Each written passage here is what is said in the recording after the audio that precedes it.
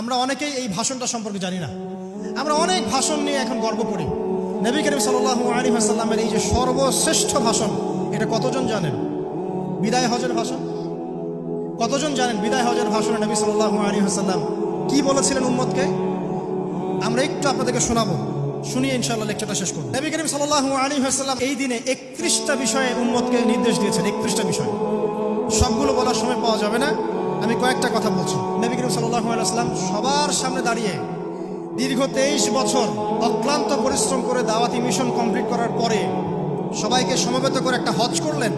হজ করার পরে তিনি গুরুগম্ভীর কণ্ঠে বলছেন, হৃদয়ের সমস্ত আবেগ বের করে দিয়ে বলছেন, হে জনগণ, আইয়ুহান নাস, হে জনগণ, আমি জানি না আজকের পর তোমাদের সাথে আমি কখনো মিলিত হতে পারবো কিনা। একটু চিন্তা করেন, সাহাবীরা সামনে দাঁড়িয়ে আছেন, নবীজি দাঁড়িয়ে এই কথাটা বলছেন, হে জনগণ, আমি জানি না আজকের পরে আমি তোমাদের সাথে মিলিত হতে পারবো কিনা। অতএব যে ব্যক্তি আজকে আমার এই কথাগুলোকে স্মরণ রাখবে, সে যেন অন্যের কাছে এই কথাগুলো পৌঁছে দেয়। হতে পারে যার কাছে পৌঁছে দেওয়া হচ্ছে সেই এই কথাগুলোকে বেশি সংরক্ষণ করতে পারবে। আল্লাহ পাক তার প্রতি রহম করুন যে আমার এই কথাগুলোকে অন্যের কাছে পৌঁছে দেবে। নবীজির ভাষণ। এরপর নবীজি বলছেন, জেনে রাখো নিশ্চয়ই তোমাদের পরস্পরের, মুসলিমদের পরস্পরের সম্পদ, পরস্পরের রক্ত, পরস্পরের এই যে জান, মাল, ইজ্জত, এগুলো একে অপরের জন্য হারাম। মুসলিমদের পরস্পরের রক্ত, পরস্পরের ইজ্জত, সম্মান একে অপরের জন্য হারাম। এর হানি করা একে অপরের জন্য হারাম। ঠিক যেমন আজকের এই দিন হারাম, এই শহর হারাম, এই মাসও হারাম।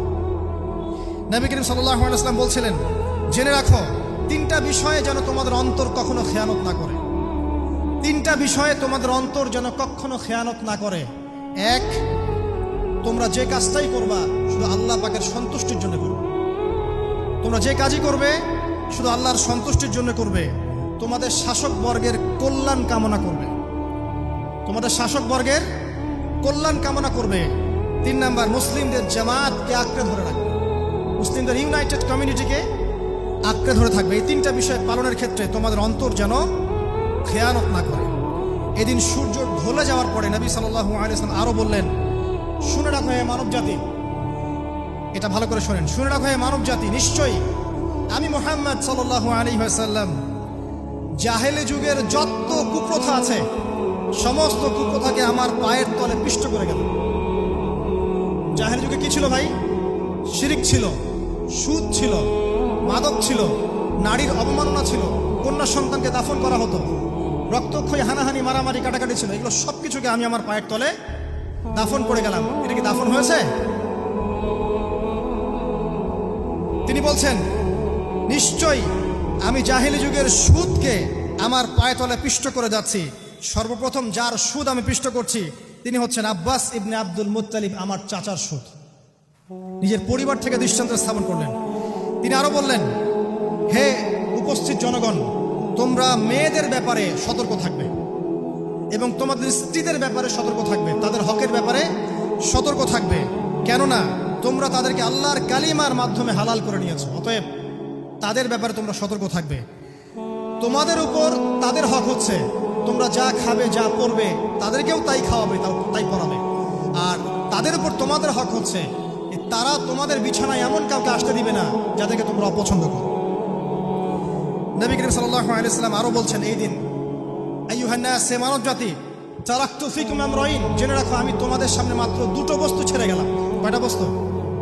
লান তাদিল্লু মা তামাসসাকতুম বিহিমা, তোমরা কোনোদিন পথভ্রষ্ট হবে না যতদিন এই 2টা বস্তুকে আঁকড়ে ধরে থাকবে।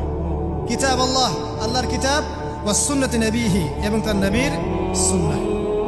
তিনি আরো বললেন, আল মুসলিম, জেনে রাখো প্রকৃত মুসলিম সে ব্যক্তি, মান সালিমাল মুসলিমুনা মিন লিসানিহি ওয়া ইয়াদিহি, যে ব্যক্তির হাত এবং জবান থেকে অন্য মুসলিম নিরাপদ থাকে সেই ব্যক্তি হচ্ছে প্রকৃত মুসলিম। আল মুহাজির, আর প্রকৃত মুহাজির সে ব্যক্তি, মান হাজারা মা নাহাল্লাহু আন, আল্লাহ পাক যা নিষেধ করেছেন সেখান থেকে যে দূরে থাকে সেই ব্যক্তি প্রকৃত মুহাজির, মানে হিজরতকারী। তিনি আরো বললেন, মনে রেখো আমি তোমাদের সবার আগে হাউজে কাউসারে চলে যাব, সুবহানাল্লাহ, এবং সেখানে আমি তোমাদের জন্য অপেক্ষা করতে থাকবো। অতএব শোনেন, অতএব তোমরা আমার চেহারাকে কালিমা লিপ্ত করো না, মানে আমার চেহারায় কালিমা লিপ্ত করো না, আমার নাম নষ্ট করে দিও না। আমি তোমাদের সংখ্যাধিক্য দেখে আল্লাহর কাছে গর্ব করব, আমাকে তোমরা অপমানিত করো না। আজকে কি আমরা তার দায়িত্ব পালন করে উম্মাহ হতে পেরেছি? নবীজি বলেছেন, তা আমার চেহারাকে কালিমা লিপ্ত করো না। সুবহানাল্লাহ। তিনি বলছেন, ওই সময় কিছু মানুষ থেকে আমি মুক্ত হয়ে যাব, আর কিছু মানুষ আমার থেকে মুক্ত হয়ে যাবে। বলা হলো, কারা ইয়া রাসূলুল্লাহ? তিনি বলছেন, আল্লাহ পাককে আমি বলবো, ইন্নাহুম মিন্নি, হে আল্লাহ, এরা আমার উম্মাহ, এরা আমার উম্মত, আমার সাহাবী। আল্লাহ পাক বলবেন, ইন্নাকা লা তাদরি মা আহদাসা বা'দাক, তুমি জানো না হে নবী, তোমার মৃত্যুর পর এই মানুষগুলো, পরবর্তী মানুষগুলো তোমার দিনের মধ্যে কত বেদাত সংযোজন করেছিল। তিনি আরো বলেছিলেন, হে জনগণ, জেনে রাখো, প্রত্যেক পরিবারের জন্য প্রতি বছর একটা করে পশু জবাই করার বিধান। প্রত্যেক পরিবারের জন্য, সামর্থ্যবান পরিবারের জন্য প্রত্যেক বছর একটা করে পশু জবাই করার বিধান রয়েছে। তিনি আরো বললেন, মনে রাখো, একজনের অপরাধের শাস্তি আর একজন কখনো পাবে না। আর বাবার দোষে ছেলে কখনো দুষ্ট হবে না, ছেলের দোষে বাবাও কখনো অপরাধী হবে না। তিনি আরো বললেন, জেনে রাখো হে মানব জাতি, নিশ্চয়ই শয়তান এই বিষয় থেকে নিরাশ হয়ে গেছে যে তোমরা শয়তানের ইবাদত করবে। শয়তান নিরাশ হয়ে গেছে, কিন্তু শয়তান নিরাশ হয়নি একটা বিষয় থেকে, যে তোমরা একে অপরে হানাহানি, কাটাকাটি, ফিতনা, ফাসাদে ব্যস্ত থাকবে, যেমনটা এখন আমরা করছি। আমরা কিন্তু সরাসরি কখনো শয়তানের ইবাদত করছি না, করছি? কিন্তু মুসলিমরা এখন পরস্পরে হানাহানি, কাটাকাটি, ফাসাদে লিপ্ত আছে। তিনি আরো বললেন যে একজন মুসলিমের জন্য হালাল নয় অন্য মুসলিমের সম্পদ আত্মসাৎ করা, যতক্ষণ না সে স্বেচ্ছায় খুশি মনে তোমাকে সম্পদ প্রদান করে। অতএব তোমরা একে অপরের প্রতি জুলুম করবে না। তিনি আরো বললেন, সাবধান, আমার ইন্তেকালের পরে তোমরা একে অপরের গর্দান উড়িয়ে কাফের হয়ে যেও না। সাবধান, আমার ইন্তেকালের পর তোমরা একে অপরের গর্দান উড়িয়ে কাফের হয়ে যেও না। তিনি আরো বলেছেন, একজন মুসলিম আরেকজন মুসলিমকে গালি দিতে পারে না। যদি একজন মুসলিম আরেকজন মুসলিমকে গালি দেয়, এটা হচ্ছে ফাসিকি। এবং একজন মুসলিম যদি আরেকজন মুসলিমের সাথে যুদ্ধ করে, এটা হবে এক প্রকার কুফরি। তিনি আরো বলেছেন, হে জনগণ, জেনে রাখো, আমার পরে কোনো নবী নেই, আর আমার পরে তোমরা ব্যতীত আর কোনো উম্মত নেই। এর চেয়ে স্পষ্ট কথা হতে পারে?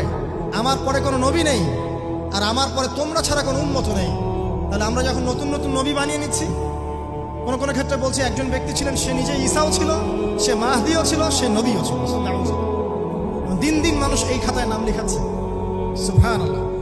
সর্বশেষ তিনি বললেন যে, যদি তোমাদের উপরে, হে মানব জাতি, জেনে রাখো, যদি তোমাদের উপরে একটা নাক কাটা কালো কুৎসিত কোনো আমির বা শাসকও চলে আসেন, এবং সে যদি তোমাদেরকে আল্লাহর রাস্তায়, আল্লাহর কিতাব সুন্নাহ অনুযায়ী পরিচালিত করেন, তোমরা অবশ্যই তার আনুগত্য করবে, তার বিরুদ্ধে বিদ্রোহ করবে, তার আনুগত্য করবে। জেনে রাখো, শেষে তিনি বলেন, জেনে রাখো হে মানব জাতি, আজকে থেকে কুল্লুকুম মিন আদম, তোমরা সবাই আদম সন্তান, ওয়া আদামু মিন তুরাব, আর আদম হচ্ছে মাটির সন্তান। আরবের উপর অনারবের, অনারবের উপর আরবের, সাদার উপর কালোর, কালোর উপর সাদার, লালের উপর কালোর, অথবা কালোর উপর লালের কোনো রকম প্রাধান্য নাই। ইল্লা তাকওয়া, শুধু তাকওয়া ব্যতীত। যে ব্যক্তি বেশি মুত্তাকি, সে আল্লাহর কাছে বেশি মর্যাদার অধিকারী হবে ইনশাআল্লাহ তাআলা। সর্বশেষ তিনি আঙ্গুলটা উঁচু করলেন, নিজের শাহাদাত আঙ্গুল উঁচু করে আকাশের দিকে তাকালেন, এরপর জনগণের দিকে তাকালেন, তাকিয়ে বললেন যে, তোমাদের ব্যাপারে, হে জনগণ, তোমাদের ব্যাপারে আমাকে আল্লাহ জিজ্ঞাসা করবেন। ফামা আনতুম কাইলুন, তোমরা ওই সময় কি বলবে আমার সম্পর্কে? তখন সাহাবীরা বললেন, আমরা বলবো যে আপনি বাল্লাগতা রিসালাতাক, আপনি আপনার রিসালাত পৌঁছে দিয়েছেন, ওয়া জামানাতাক, আপনার আমানত পূর্ণ করেছেন, ওয়া নাসাহতা উম্মাতাক, এবং আপনি আপনার উম্মতকে নসিহত করেছেন। এরপরে তিনি আকাশের দিকে তাকিয়ে বললেন, আল্লাহুম্মা ফাশহাদ, হে আল্লাহ আপনি সাক্ষী থাকেন। আল্লাহুম্মা ফাশহাদ, হে আল্লাহ আপনি সাক্ষী থাকেন। আল্লাহুম্মা ফাশহাদ, হে আল্লাহ আপনি সাক্ষী থাকেন যে আমি আমার দায়িত্ব পৌঁছে দিয়েছি। এরপরে নাজিল হলো, আল ইয়াউমা আকমালতু লাকুম দীনাকুম ওয়া আতমামতু আলাইকুম নি'মাতি ওয়া রাদিতু লাকুম ইসলাম দীনান। এই হলো বিদায় হজ, আজকের এই আরাফার প্রেক্ষাপট। আমরা কতজন এটা নিয়ে চিন্তা করেছি? 1 মিনিট একটু বলে শেষ করি। দেখেন, শেষ ওসিয়ত যেগুলো হয় মানুষের, এটা খুব হৃদয় বিদারক হয় না? বাবা ইন্তেকাল করছেন, সন্তানের জন্য ওসিয়ত করে যাচ্ছেন, মাকে দেখিস, ইত্যাদি ইত্যাদি। হৃদয় বিদারক হয় না? মানুষ সারা জীবন মনে রাখে না? বাট আমরা, আমাদের এই নেশন, এই উম্মাহ, নবী সাল্লাল্লাহু আলাইহি সাল্লাম উম্মাহ বলে আমরা যারা দাবি করছি, আমাদের মধ্যে বেশিরভাগ মানুষ নবী সাল্লাল্লাহু আলাইহি সাল্লামের শেষ এই নসিহতগুলো ভুলে গেছি আমরা। নসিহতগুলোর মধ্যে সবচেয়ে ইম্পর্টেন্ট ছিল শিরক থেকে দূরে থাকা, সুদ থেকে দূরে